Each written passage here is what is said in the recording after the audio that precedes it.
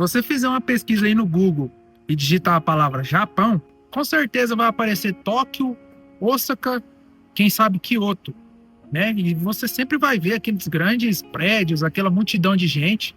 Mas por acaso você já se perguntou como que é o interior do Japão? Hoje eu vou estar mostrando aqui nesse vídeo como que é o interior aqui onde eu moro, aqui no Japão.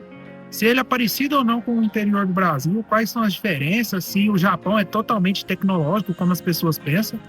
Então, não deixa de se inscrever aí no canal, já deixa o like, compartilha com quem tem interesse de conhecer o Japão e segue o vídeo aí, hein?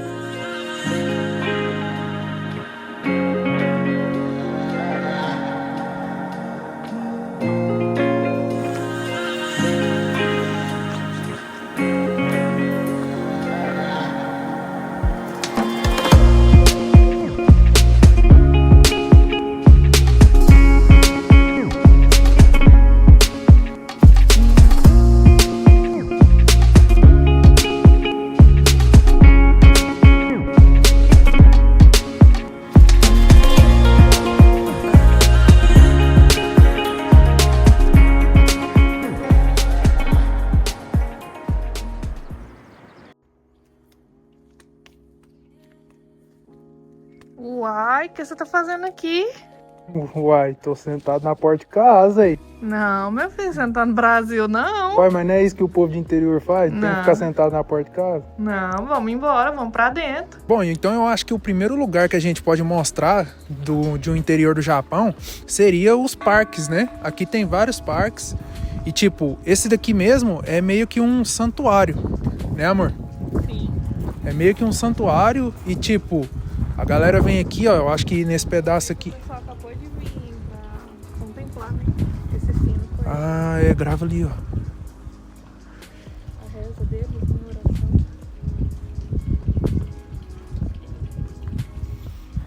Então, isso aí é o que eles fazem aqui. E tipo, aqui no interior tem muito desses lugares aqui, sabe? Eu não sei o que é isso aqui, mas eu acredito também que deve ter a ver com a religião deles, olha lá. Normalmente esses santuários eles possuem uma grande semelhança, que são essas grandes estruturas colocadas na entrada desses santuários. Esses são os chamados portões Tori. É bem comum encontrá-los na cor vermelha, mas a cor acredito que não importa tanto, e sim mais a estrutura. Quando você cruza esse portão, significa que você está saindo do mundo em que a gente vive, né, pro mundo espiritual. A partir do momento que você cruza essa linha, você deve ter o máximo de respeito com aquele lugar. E é muito comum você ver essas fitinhas amarradas em certos locais do santuário. Esses são os chamados de omikuji e são, na verdade, bilhetes da sorte que você tira ali. Você paga 100 ienes e cai um bilhetinho para você, você lê e pode conter uma frase boa ou uma frase ruim. E tipo, se essa frase for um pouco pessimista, você amarra essa frase ali no local apropriado e faz uma oração desejando que aquilo não aconteça. Aqui é espalhado por vários lugares aqui do Japão.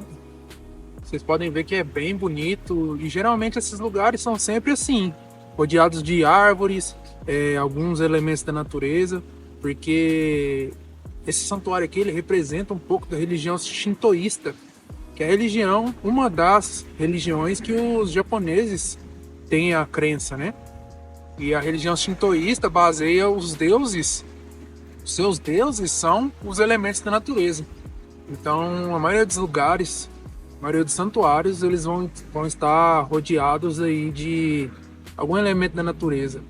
E para você que achou que somente no Brasil teriam casas simples, velhas ou até mesmo abandonadas, no Japão também não é diferente. País de primeiro mundo também tem seus problemas. E é bem comum aqui no interior você ver casas abandonadas ou casas semi-abandonadas que estão ali à deriva, ou às vezes essas pessoas que moram nessas casas são pessoas bem idosas e já desistiram de tentar cuidar da casa.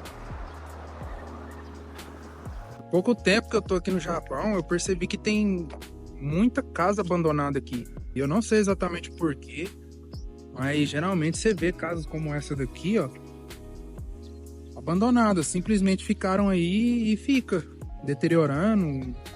Deve ter algum dono, mas Até então a gente não sabe o porquê que tem tanta casa abandonada. Acredito que seja caro, né? Você tá reformando uma casa. O interessante é porque a maioria delas são feitas de tudo de madeira, cara. Acredito que seja por conta de terremoto, né? Se a casa vinha desabar, é mais fácil de procurar alguém nos escombros, né? Não sei ao certo. Mas é muito comum, principalmente aqui onde eu moro, aqui no interior, é muito comum ver casas abandonadas desse tipo aqui, ó. E o lado oposto dessa situação também é bem impactante, já que as casas modernas aqui do Japão, elas são bem bonitas, possuem um jardim bem tradicional japonês, que são os bonsai, e aqui no interior é bem comum de ver essas casas enormes com um jardim bem cuidado e bem bonito. E uma coisa que é obrigatório ter no interior é roça. E aqui no Japão não é diferente. Porém, o que eu achei interessante é que a zona rural ela é misturada com a zona urbana. As casas do Japão, a casa de um japonês, o quintal dela vai ser uma roça que ele planta o seu arroz ali, por exemplo. No Brasil é totalmente diferente. Normalmente é um local mais afastado que tem uma plantação gigante, né? Mas aqui não, aqui é tudo misturado com a cidade. E você pode ver que é sem cerca, sem nada, sem proteção nenhuma. E um pouquinho que a gente anda, a gente já encontra várias plantações aqui no Japão. Por ser interior, né? Então tem muita plantação e geralmente é desse jeito, ó. Elas são colocadas em coifa, porque para poder aguentar o inverno, né? Então a gente tá fazendo a transição de estação aqui e as plantas ficam lá, ó. Ficam lá dentro e ficam todas protegidas, ó. Vocês podem ver que essa daqui é bem grande, ó. Tem até um lugarzinho deles guardar as coisinhas deles, né? Então, bem climão de interior mesmo. E é obrigatório, né? Interior tem que ter roça. E quando se fala em trabalho, o Japão é bem reconhecido pelas suas grandes fábricas. Principalmente as fábricas de autopeças comandadas pelas grandes empresas como Toyota, Honda, Suzuki, Subaru. Também temos as fábricas de eletrônicos e as fábricas que produzem alimentos para o Japão, que são os famosos Bentoya. Essas fábricas normalmente elas produzem alimentos para os combines aqui do Japão. Então são nesses locais onde tudo é fabricado e é onde movimenta parte da economia japonesa. E no interior também é bem comum ter várias fábricas e é isso que atrai normalmente os estrangeiros para cá, para o Japão. A concentração de fábricas no interior é muito grande, então atrai bastante pessoas para trabalhar, porque tem bastante emprego. Também o custo de vida ele é mais barato do que se eu estivesse morando em Tóquio, por exemplo. O custo de vida em Tóquio ele é muito maior. Para você ter noção, um apartamento do mesmo tamanho aqui no interior custa mais ou menos na faixa de 40 mil ienes o aluguel. Em Tóquio, o mesmo tamanho ou menor pode custar 60, 70, até mesmo 80 mil ienes. Mas deixa aí sua opinião, o que você achou aqui do interior do Japão, se é muito parecido com o Brasil ou não. E se você viesse fazer algum tipo de turismo aqui no Japão, se você gostaria de conhecer o interior ou se é somente os lugares turísticos que vale a pena. Eu acredito que se você conhecer o interior do Japão, você vai ter uma experiência mais imersiva na cultura japonesa, mas cada um é cada um, né? Enfim, deixa aí nos comentários, não esquece de dar o like, de se inscrever, tá? E compartilha aí com a galera, beleza? Valeu, galera, falou, é nóis!